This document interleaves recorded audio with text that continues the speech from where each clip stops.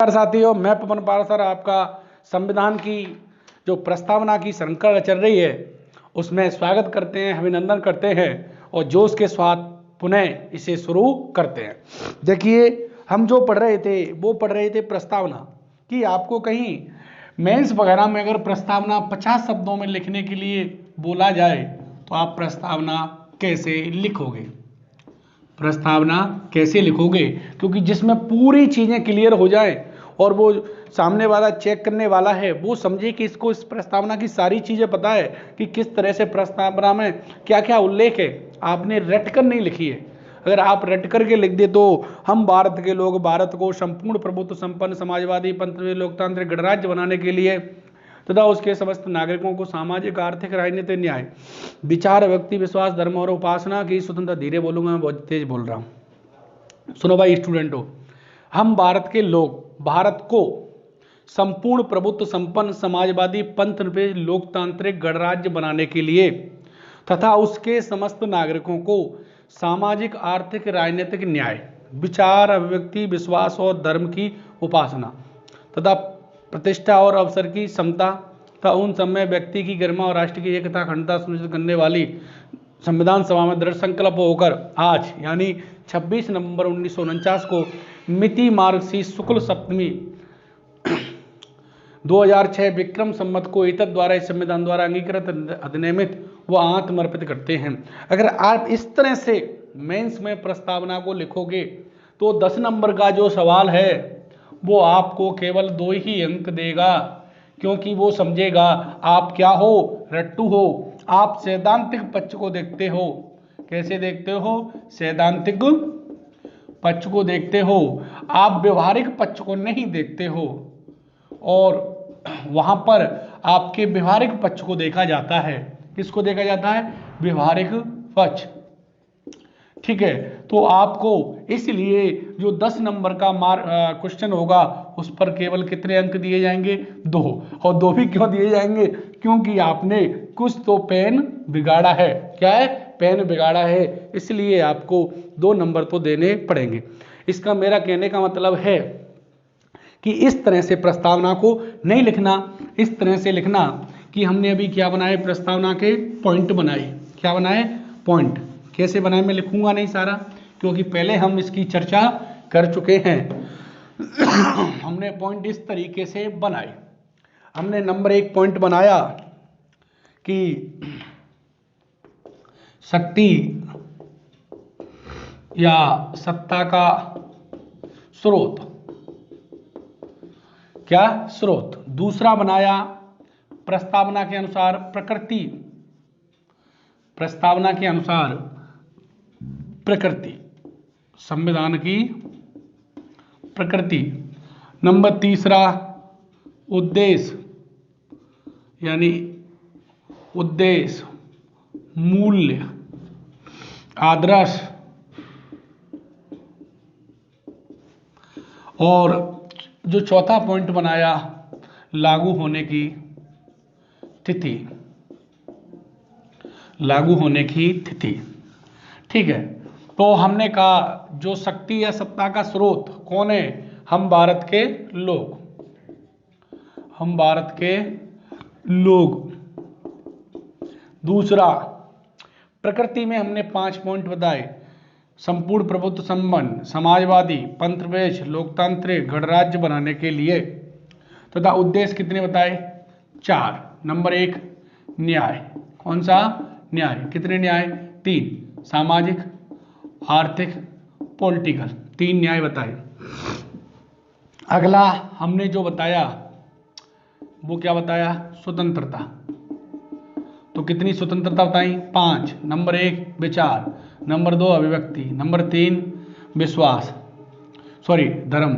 विचार अभिव्यक्ति धर्म, विचार अभिव्यक्ति विश्वास और धर्म, और नंबर 5 उपासना।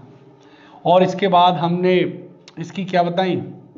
नंबर 3 पे समता, यानी समता मतलब समानता। कितने प्रकार की? 2 प्रकार की।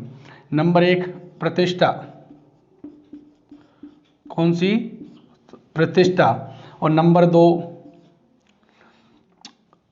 अवसर की समानता, अवसर। और इसका जो चौथा पॉइंट बनाया था वो बनाया था बंधुता, बंधुता। और इसको हमने दो भागों में रखा था, व्यक्ति की गरिमा, व्यक्ति की गरिमा। हम इसको इसलिए जल्दी जल्दी बना रहे हैं क्योंकि पहले पढ़ चुके हैं और इसको अब समझेंगे। और राष्ट्र की एकता अखंडता, राष्ट्र की एकता अखंडता, एकता में ही अखंडता है। और इसकी लागू होने की तिथि बताई 26 नवंबर 1949 को, और हिंदी में मार्ग थी 26 नवंबर 1949। इस तरीके से हमने प्रस्तावना को देखा। अब इसके एक एक शब्द को चुन चुन के पढ़ेंगे। क्या करेंगे? चुन चुन के पढ़ेंगे। तो इसका हम जो पहला शब्द लेंगे वो लेंगे हम, शक्ति या सत्ता का स्रोत कौन है? शक्ति या सत्ता का स्रोत कौन है? शक्ति या सत्ता का स्रोत कौन है? तो शक्ति या सत्ता का स्रोत कौन है? हम भारत के लोग।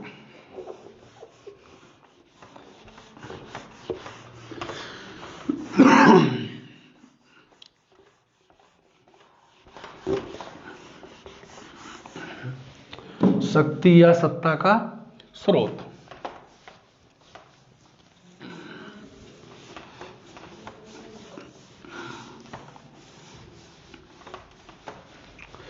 तो हम क्या पढ़ रहे हैं? प्रस्तावना। और प्रस्तावना को हमने देख लिया, क्या क्या दे रखा है। प्रस्तावना, प्रस्तावना में हमने सारा देख लिया। तो इसका हम जो पढ़ेंगे वो पढ़ेंगे नंबर 1, वो है शक्ति या सत्ता का स्रोत। देखो, प्रस्तावना के अनुसार जो संविधान की शक्ति है किसमें निवास करती है, किसमें निवास नहीं करती है, इसका जो स्रोत है वो कौन है। तो प्रस्तावना के अनुसार देखें शक्ति या सत्ता का स्रोत, तो वो है हम भारत के लोग। यानी जब प्रस्तावना की हम पहली लाइन को पढ़ते हैं, हम भारत के लोग, हम भारत के लोग। तो जब हम प्रस्तावना की, हमारी प्रस्तावना, पहली बात है हमारी प्रस्तावना किन शब्दों से शुरू होती है? तो भारतीय, भारतीय प्रस्तावना,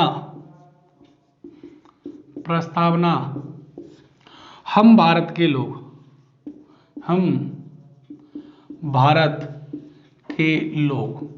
ध्यान रखना नागरिक नहीं है, उसमें ऑप्शन आएगा हम भारत के नागरिक, तो नागरिक नहीं है, हम भारत के लोग। हम भारत के लोग शब्दों से शुरू होती है, शब्दों से शुरू, शब्दों से शुरू होती है। तो हमारी प्रस्तावना किन शब्दों से शुरू होती है? हम भारत के लोग शब्दों से शुरू होती है। तो ध्यान रखना प्रस्तावना किन शब्दों से शुरू होती है? हम भारत के लोग। उसमें ऑप्शन ये भी मिलेगा हम भारत के नागरिक। ऑप्शन दूसरा मिलेगा हम संविधान, हम संविधान सभा के सदस्य, हम संविधान सभा के सदस्य। दूसरा मिलेगा, तीसरा हम भारत के नागरिक, हम भारत के नागरिक, हम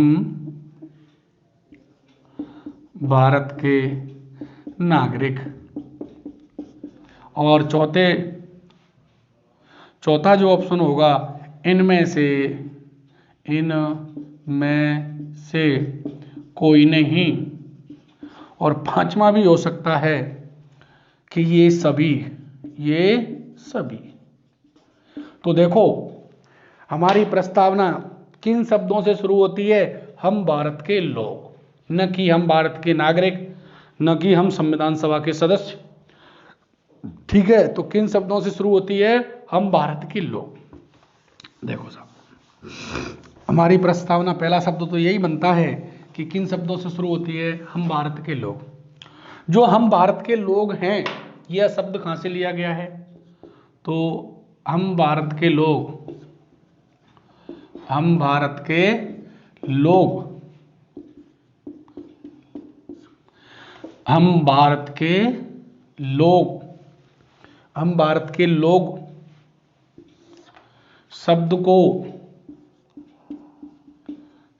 को प्रस्तावना में अमेरिका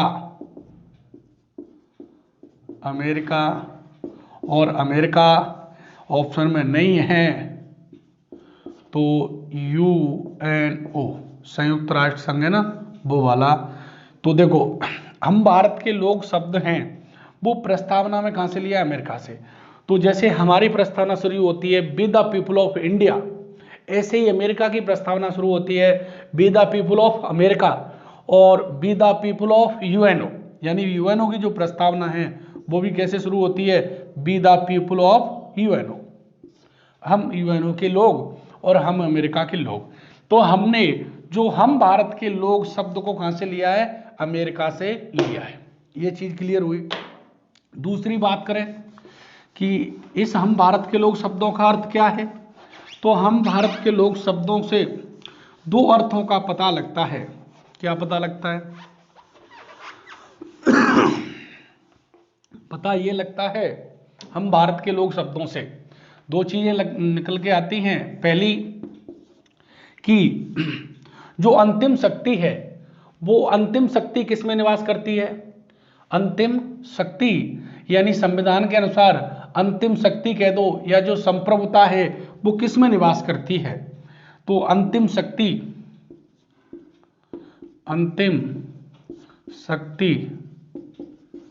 भारत की जनता में निवास करती है, जनता में निवास करती है, अर्थात जनता ही क्या है? जनता ही संप्रभु है। जनता ही क्या है? संप्रभु है। यानी पहला तो ये हुआ कि जो हम भारत के लोग हैं, इनके दो अर्थ हैं, यानी अंतिम शक्ति किसमें निवास करती है? तो भारत की जनता में, भारत के लोगों में। किसमें? भारत की जनता में। दूसरा यह है कि इस संविधान का निर्माण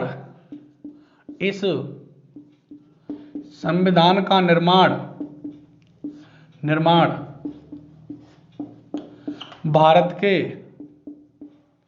लोगों ने किया है, लोगों या जनता ने किया है। देखो साहब, देखो, भले ही हमारे संविधान का निर्माण किसने किया? संविधान सभा ने किया। निर्माण किसने किया? निर्माण देखा जाए तो किसने किया? संविधान सभा ने। संविधान सभा ने, जिसमें स्टार्टिंग में 389 सदस्य थे, बाद में 299 रह गए। कितने रह गए?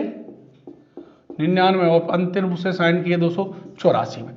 यानी भारतीय संविधान का निर्माण किसने किया है? भारतीय जनता ने किए, संविधान सभा ने किया है। परंतु संविधान सभा के सदस्य कहते हैं कि इस संविधान का निर्माण हमने नहीं किया, भारत के लोगों ने किया है, भारत की जनता ने किया है। और इसी कारण उसमें जो अंतिम शक्ति है, जो संप्रभु है, वो भारत की जनता है और अंतिम शक्ति उसी में निवास करती है। सवाल आता है, संविधान के अनुसार अंतिम शक्ति किसमें निवास है? सरकार में, न्यायपालिका में। तो किसमें निवास है? भारत की जनता में, भारत के लोगों में निवास करती है। किसमें निवास करती है?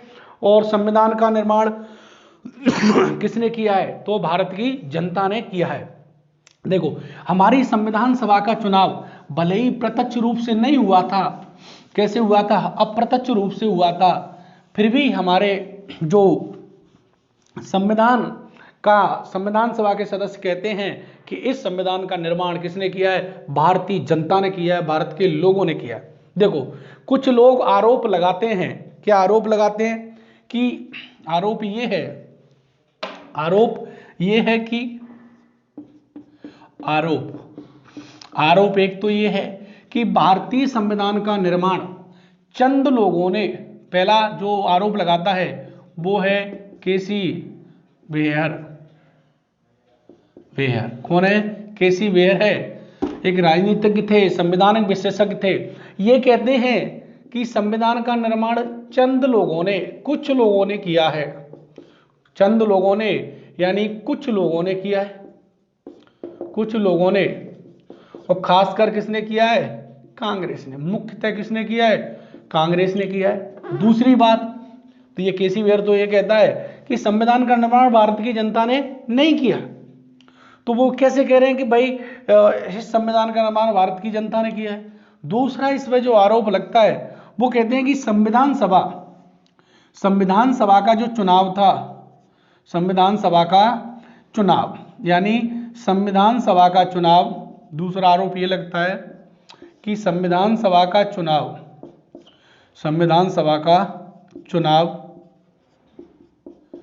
प्रत्यक्ष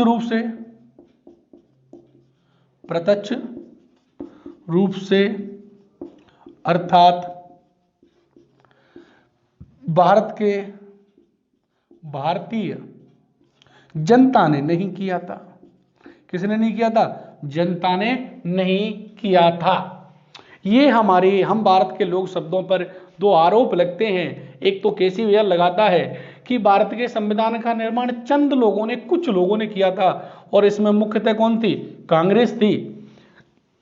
और दूसरा आरोप लगता है कि इस संविधान सभा के जो चुनाव हुए थे वो कैसे नहीं हुए थे? डायरेक्ट नहीं हुए थे, भारत के लोगों ने उसको चुनाव निर्वाचित नहीं की थी। अब देखो साहब, ये तो इसके आरोप हो गए। क्या हो गए? आरोप हो गए। ऐसे टिप्पणी करने के लिए पूछ सकता है। तो अब हमारा पक्ष क्या है? देखो, इसको नोट कर लें कि हम भारत के लोगों से हमें दो चीजों का पता लगता है कि भारत में अंतिम शक्ति किसमें निवास करेगी, तो भारत की जनता में करेगी। और इस संविधान का निर्माण किसने किया है? भारतीय जनता ने किया है, भारत के लोगों ने किया है। ये चीज, अभी जो आरोप लगाए हैं उनका हम क्या करेंगे? खंडन। क्या करेंगे? खंडन। कैसे करेंगे? देखते हैं सब।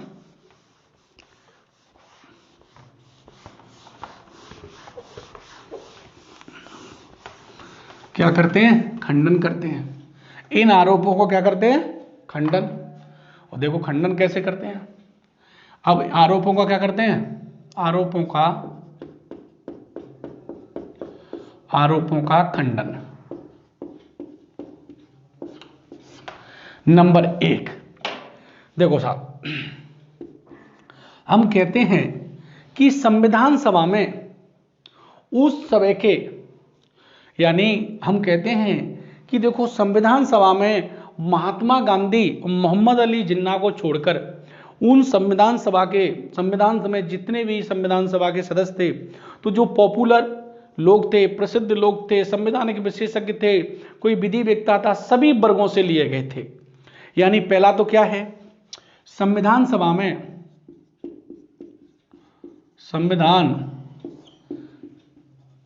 में गांधी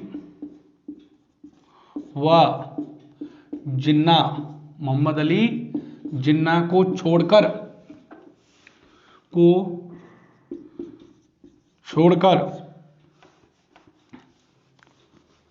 उस समय के सभी विशेषज्ञ संविधान सभा के सदस्य थे। संविधान सभा के सदस्य थे। बिल्कुल सही बात है। दूसरी बात कहें, देखो साहब, जब हमारी संसद का पहली बार जब 1952 में चुनाव हुआ 1952 में जब चुनाव हुआ तो संविधान सभा के जो सदस्य थे अधिकांश वही जीत गए। यानी जब 1952 में पहली संसद का चुनाव हुआ तो अधिकांश वही सदस्य जीत गए जो संविधान सभा के कौन थे, सदस्य थे। इसका मतलब निकलता है, क्या निकलता है कि भाई अगर उनका प्रत्यक्ष रूप से चुनाव भी कराते, क्या कराते, चुनाव भी कराते, तो वही लोग संविधान सभा में चुन के आते। यानी पहली संसद के 1952 में पहली लोकसभा के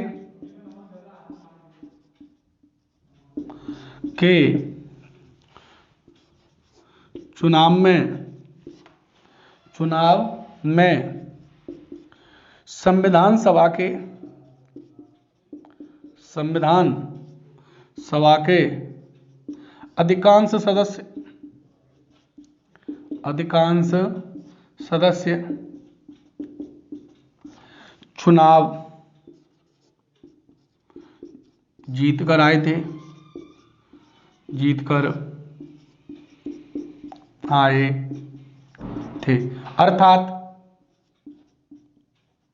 अर्थात अगर चुनाव भी कराते, अगर प्रत्यक्ष चुनाव भी कराते, प्रत्यक्ष चुनाव भी कराते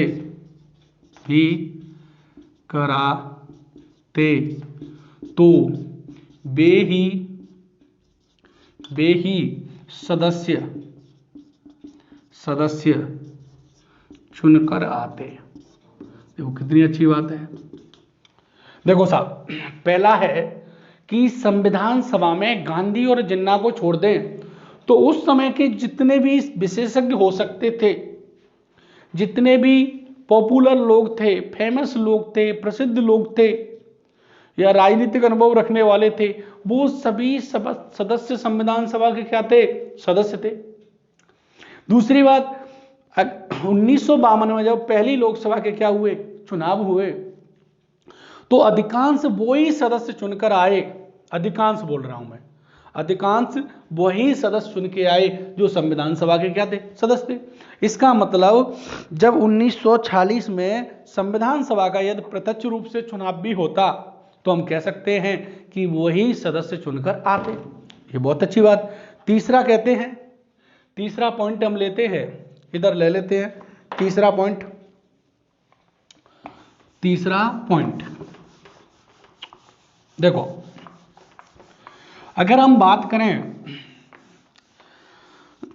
कि ऐसे तो फिर विश्व के संविधानों का क्या हो रहा है, खंडन हो रहा है।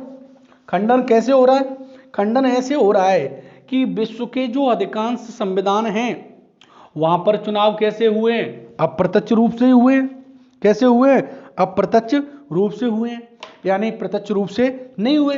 तो जब फिर विश्व के संविधानों का फिर अगर ऐसे हमारे संविधान का खंडन होगा तो विश्व के सभी देशों के संविधान का क्या होगा, खंडन होगा।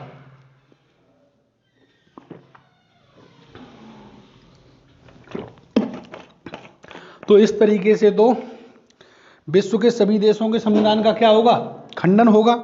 जैसे अगर हम एक उदाहरण के लिए लें कि अमेरिका का जो संविधान बना था तो उसमें केवल 13 राज्यों के सदस्यों ने चुना संविधान बनाया था। कितने राज्यों के, 13 राज्यों के सदस्य थे। जबकि अमेरिका में कितने राज्य हैं, 50 राज्य। तो जबकि अमेरिका के संविधान में क्या लिखा है, हम अमेरिका के लोग, be the people of America. तो फिर तो अमेरिका के संविधान का भी क्या हो रहा है, खंडन हो रहा है। जैसे तो तीसरा पॉइंट के रूप में लेते हैं,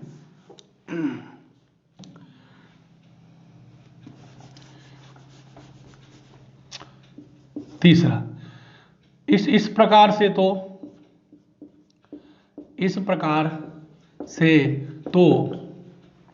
विश्व के, इस प्रकार से तो विश्व के अधिकांश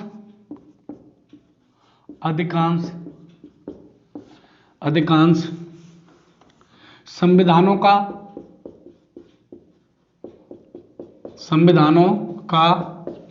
खंडन होता है, खंडन होता है क्योंकि विश्व के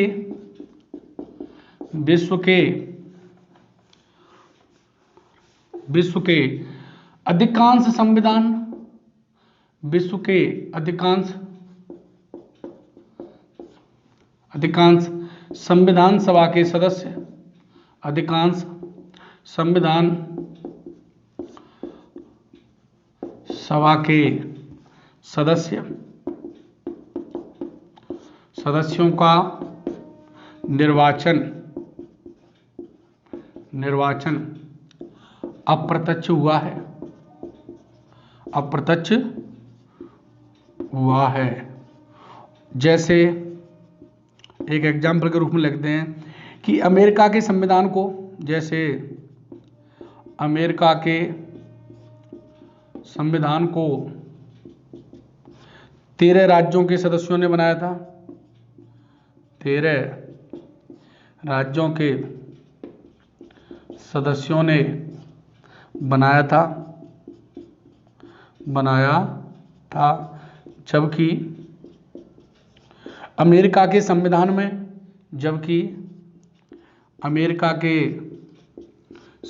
में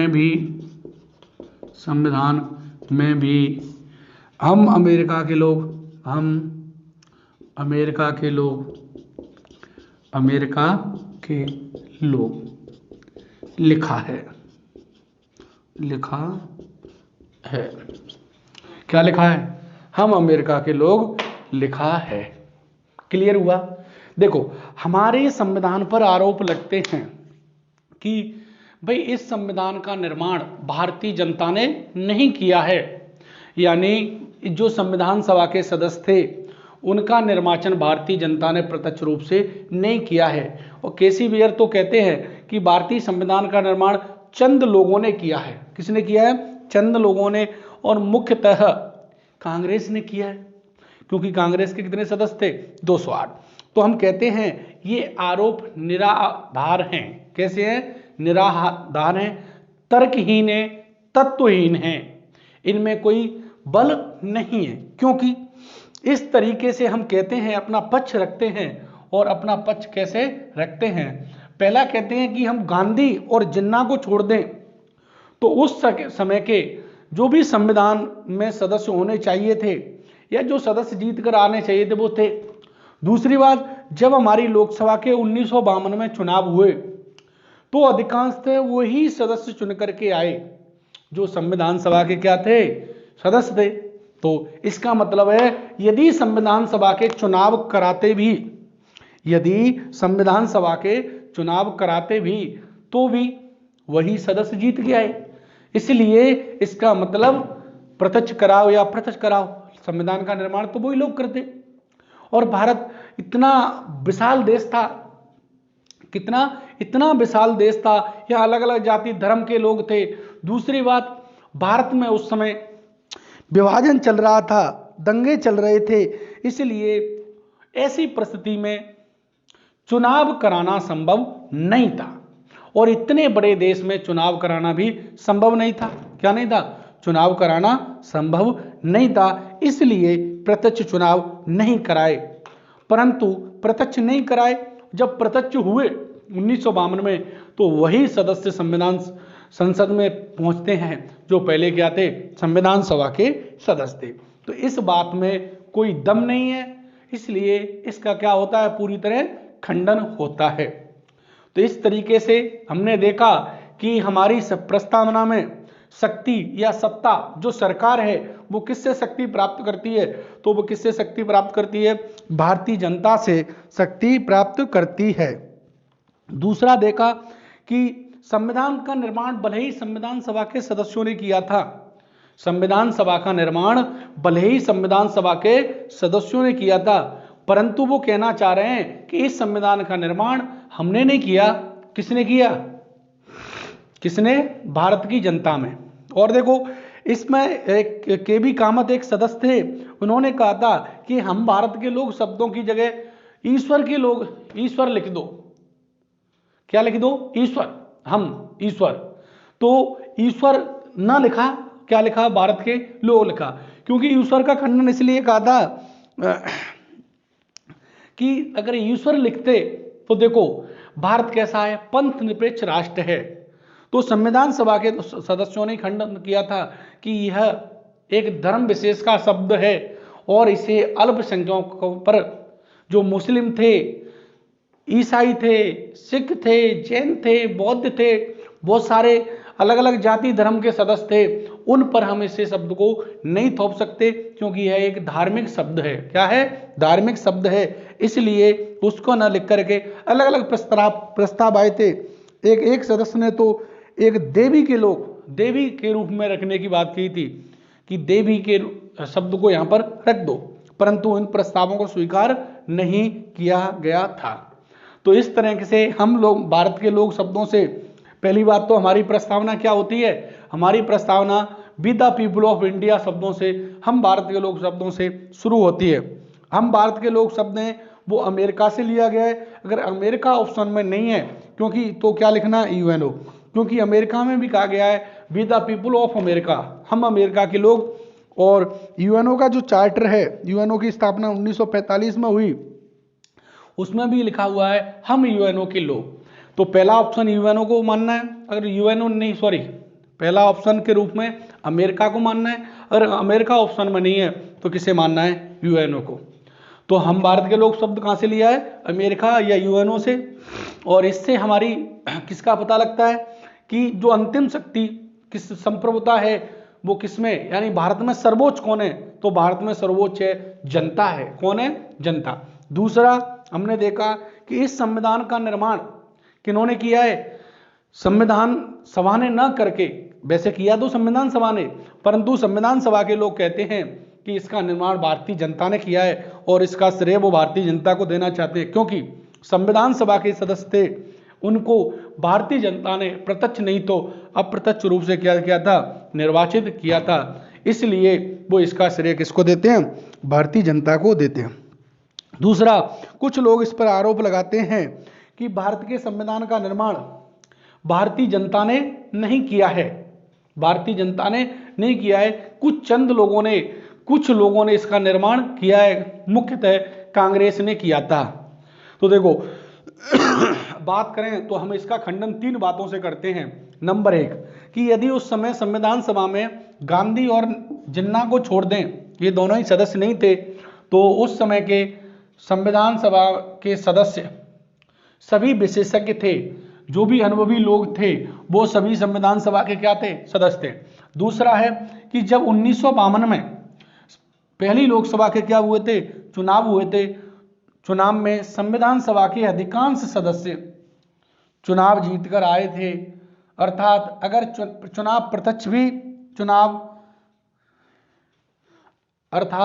प्रत्यक्ष चुनाव भी कराते तो वही सदस्य चुनकर आते। तीसरा, इसका खंडन करते हैं कि इस प्रकार से तो फिर विश्व के सभी देशों के संविधानों का क्या होता है? खंडन होता है, क्योंकि विश्व के जो भी अधिकांश संविधान हैं उनका चुनाव कैसे हुआ है? अप्रत्यक्ष रूप से हुआ है। कैसे हुआ है? अप्रत्यक्ष रूप से। जैसे अमेरिकी संविधान को केवल 13 राज्यों के सदस्यों ने बनाया था। कितने राज्यों के ने? 13 राज्यों के सदस्यों ने बनाया था, परंतु वो भी लिखते हैं हम अमेरिका के लोग। इस तरह से खंडन होगा तो फिर हमारे अकेले देश के संविधान का खंडन नहीं होगा, फिर तो विश्व के सभी देशों का खंडन होगा, और विश्व के सभी देशों का खंडन होगा तो फिर हमें कोई दिक्कत है ही नहीं, क्योंकि सब मर रहे हैं तो हमें मरने में कोई आपत्ति है ही नहीं। ठीक है ना? इस तरीके से हम इसका क्या करते हैं? खंडन करते हैं। इसलिए आप गर्व के साथ कहिएगा कि हमारे संविधान का निर्माण भारतीय जनता ने किया था। जो बातें इस तरह की करते हैं उनके बातों में कोई दम नहीं है, तर्कहीन है। कैसे हैं? तर्कहीन है, उनके पास कोई तर्क नहीं है। इस तरीके से आप उनका क्या कर सकते हैं? खंडन कर सकते हैं। दूसरा देखते हैं,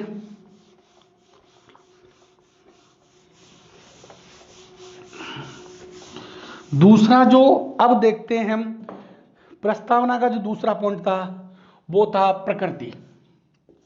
प्रस्तावना के अनुसार भारत की प्रकृति, जो पॉइंट था प्रस्तावना के अनुसार, प्रस्तावना के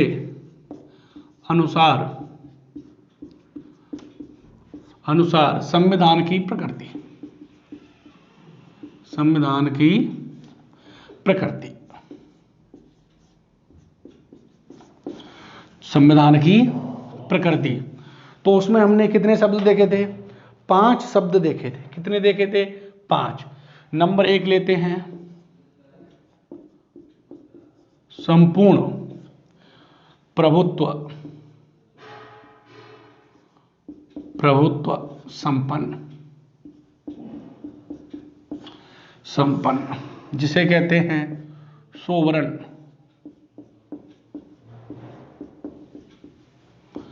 इंग्लिश में क्या बोलते हैं? सोवरन।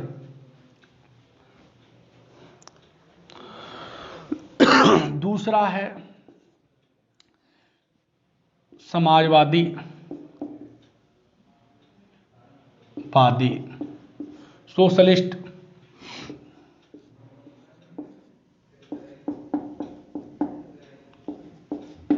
सोशलिस्ट।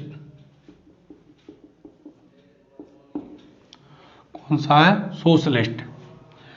तीसरा है पंथ निरपेक्ष, पंथ निरपेक्ष। देखो हमारी प्रस्तावना में पंथ निरपेक्ष है, धर्म निरपेक्ष शब्द नहीं है। पहली बात तो ये है, इसको बोलते हैं सेकुलर, सेकुलर। चौथा है लोकतांत्रिक,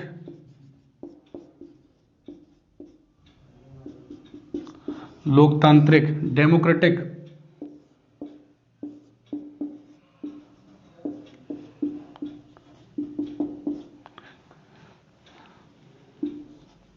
और अगला है गणराज्य, रिपब्लिक, गणराज्य, रिपब्लिक।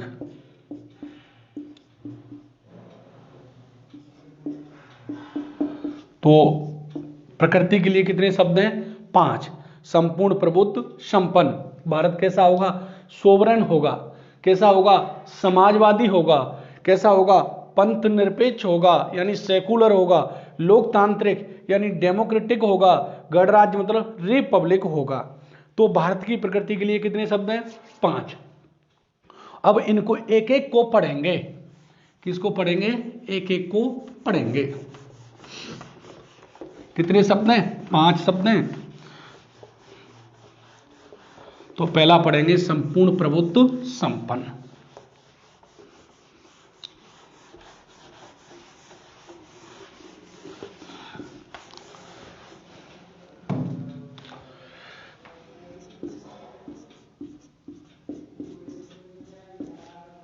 संपूर्ण प्रभुत्व संपन्न,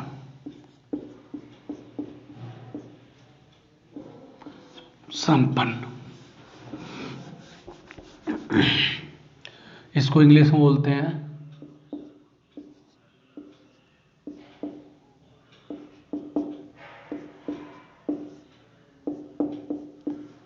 सोवरेन। देखो सोवरेन शब्द है वो लैटिन शब्द, 2 शब्दों से बना है। लैटिन भाषा के 2 शब्दों से मिलकर बना है।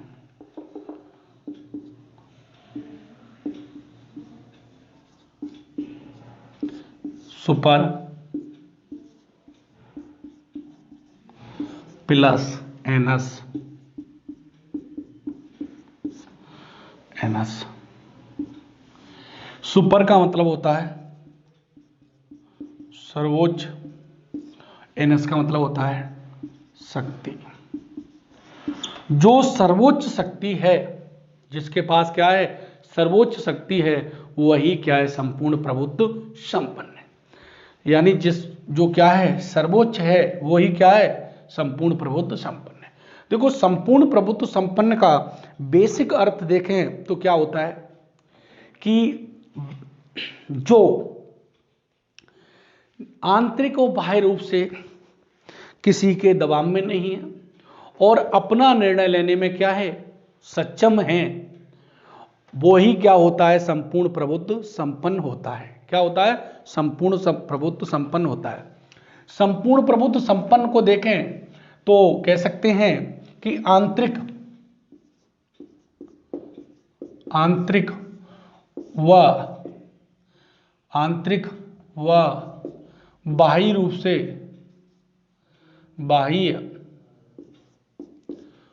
से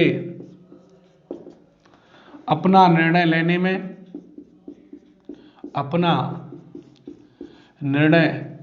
लेने में स्वतंत्र